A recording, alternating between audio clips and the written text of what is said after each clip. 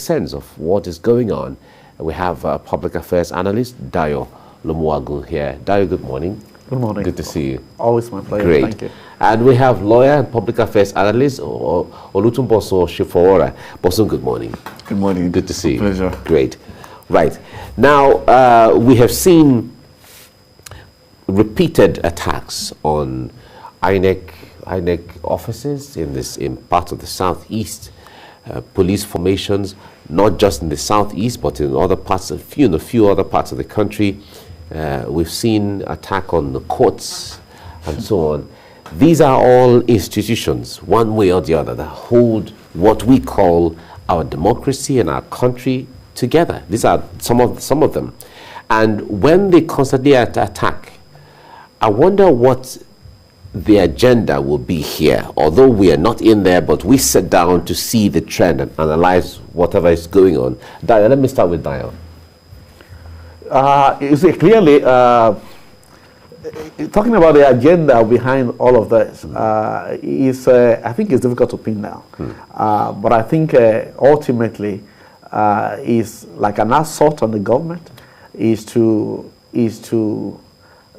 make of no effect whatever effort the government is trying to put in place in such a region, such that if they paralyze government institution, paralyze whatever is called government in that region, it's either you'll be forced to, to gain their attention somehow, I don't know, or even beyond that, I'm also looking at there could be different stakeholders at the end of the day.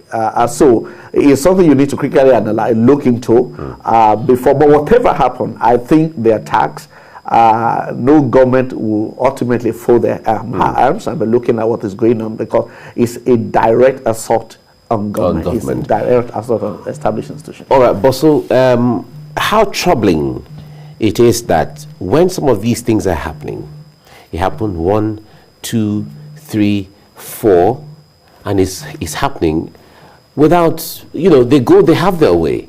They, burn down police stations. In some instances, they cut away the armory and they go away. How troubling is that some of these things are not prevented and they're happening from one city to another and repeatedly? It's a troubling scenario that has gained traction across the nation.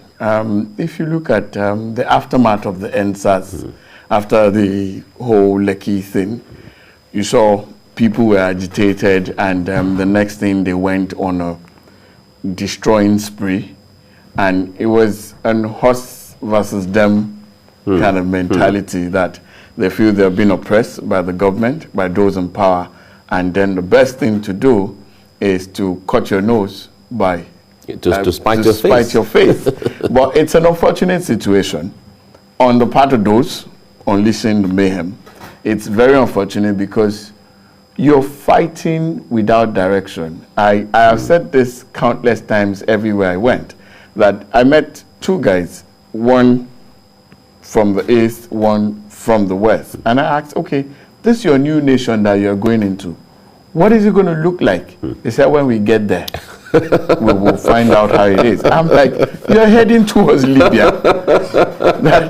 This was how they started. They didn't want Gaddafi. Yeah. Now now they long for Gaddafi. So who sets out without a direction? You have to know where you're going, because at the end of the day, the same fight you're fighting here is what you will fight when you get into the new nation. Because in fact, it will be worse. It will be worse, of course. Because there are no terms, there are no rules of engagement. Now, that's one side. The other side is the government. You have seen the trend. You have seen the pattern. Why the government is not taking serious effort at protecting these things still baffles me. Once people throw caution to the wind, anything can happen. And there's this mob mentality that you just come. This station is a victim of what happened. Of course. Now, and you saw the destruction. Look at how much destruction, and look at how much effort you're trying to come back to life. Yeah.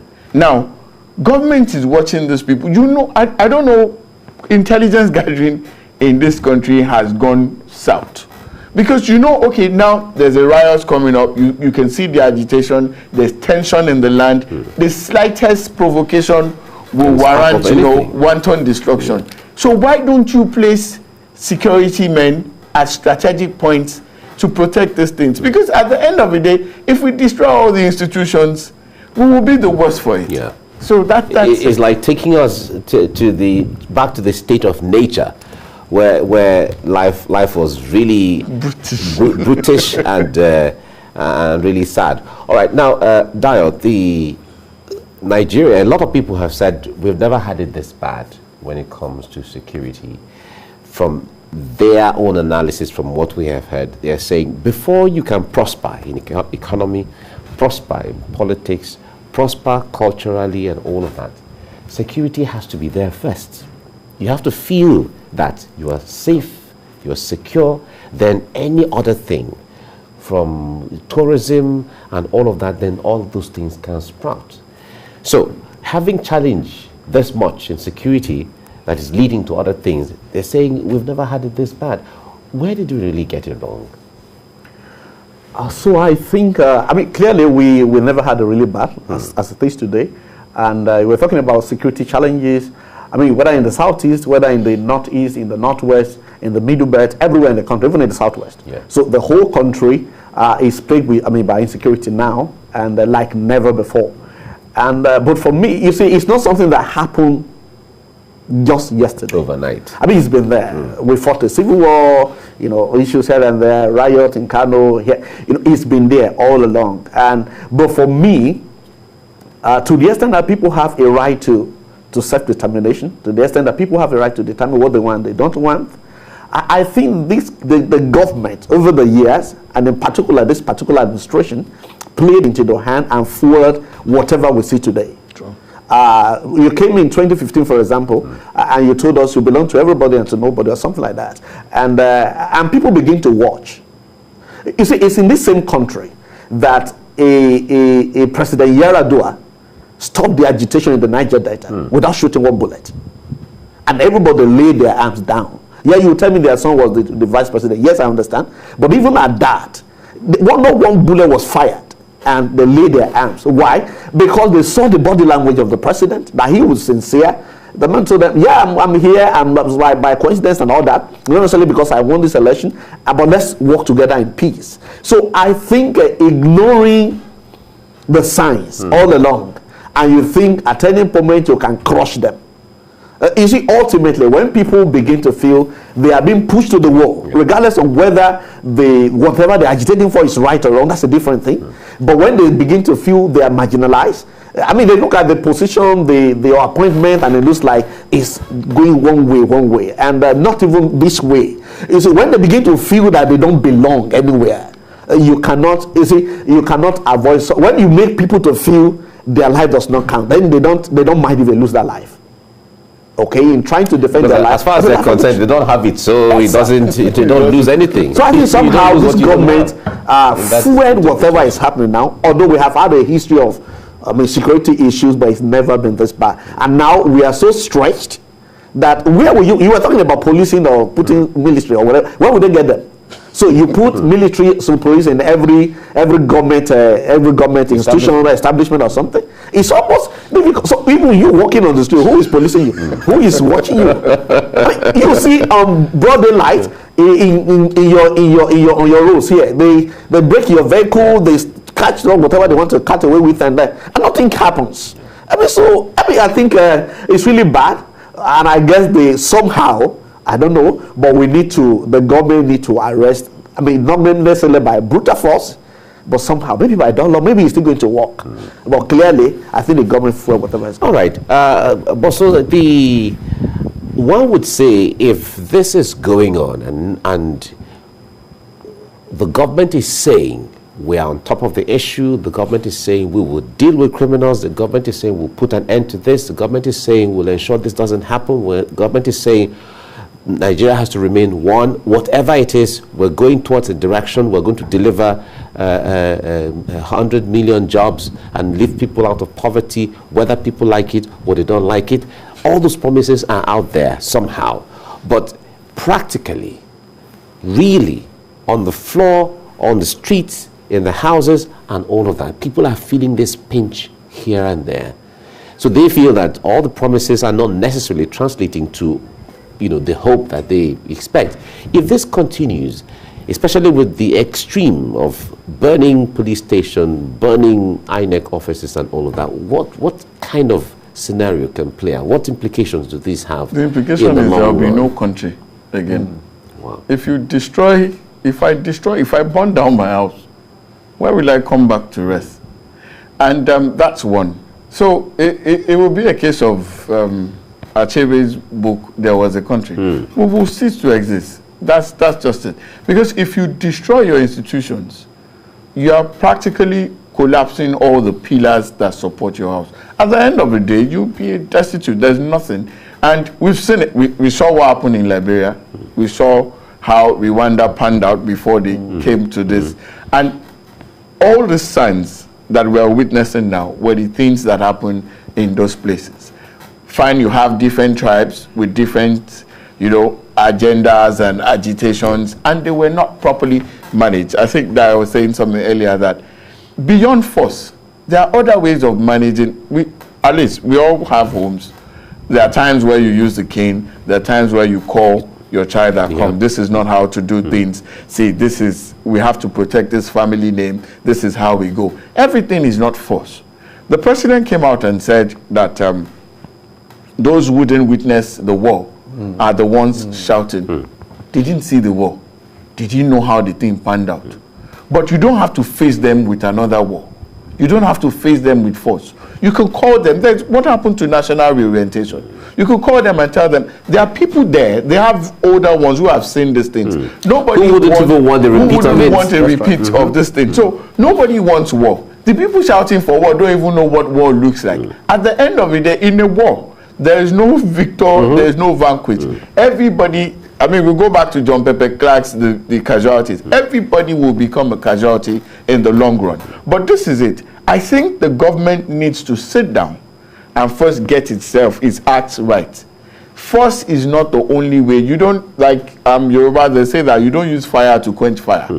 You have to look for something else. So if these people have a legitimate agitation, there are ways of, there are different ways of getting things done. Now, force is one of it, but force is not the only way. There are ways you can engage. There's a way they say you can tell someone go to hell and they will look forward to that trip. Now, so there are ways you engage people. There are rules of engagement. Everything is not force. Now, if we don't nip this thing in the bud, Rwanda didn't have it more than this. Liberia did not have it more than this. Now, but you see the implication is that all those countries are less than 10 million. While a country of 200 million, the whole of Africa will scatter. The West African sub-region will not contain us. Now, so you can say there's a plan B, there's a plan C.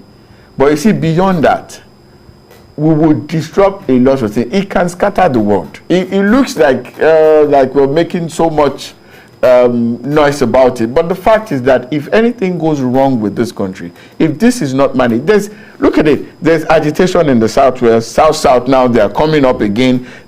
Northeast, northwest. Then I think we should sit down. It's not the Senate is trying. They feel it's constitutional amendment, but there's this distrust now amongst people. Because the constitutional review is the exercise has been carried out before. Constitution. See, there's something they say in law. There are no bad laws. You only have bad enforcers. If they give us the best constitution today, if we have the same distrust, if we have the same attitude we have towards one another, the average Hausa man is afraid of the Igbo man, the Igbo is afraid of the Yoruba man is afraid of the South man. We didn't start like that.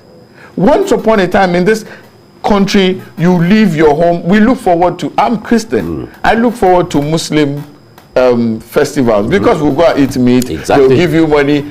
It's the same country. In fact, it was so beautiful in Maiduguri when I was schooling there. We at the end, towards the end of the Ramadan fast, we join, to fast with them as a way of solidarity, and then we break the fast. In the same country. So beautiful. How did we get here? Now there's mutual suspicion.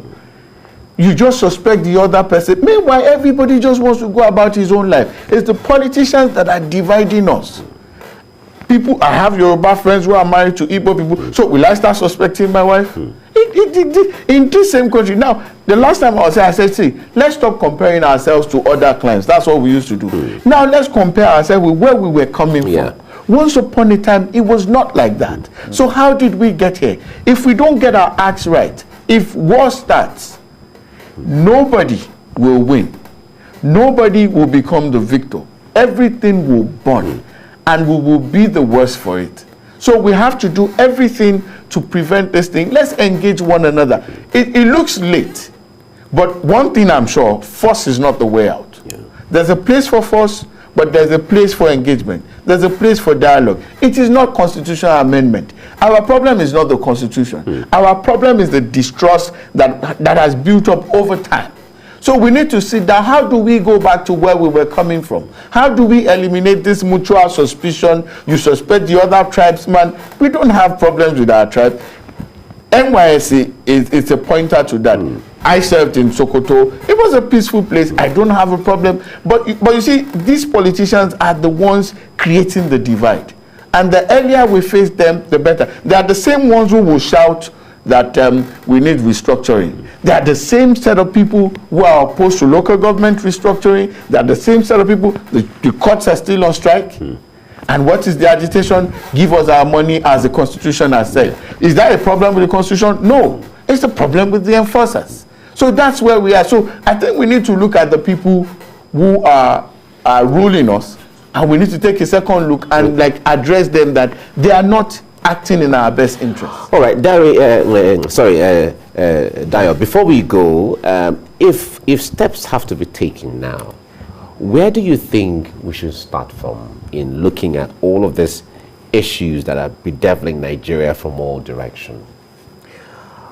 So for me, I think, like he mentioned, is about trust issue. I mean, the greater part of the challenge we have now is the trust issue. That's building trust. Now, so whatever the government can do to build trust, if their platform, if you need to call a dialogue, and I don't mean something that will last forever, if you need to call a dialogue and be as transparent as possible, I mean, for me, if there's a determination, if there's a will to make Nigeria work again, like he said, the politicians, they know where things has gone wrong and they know what to do.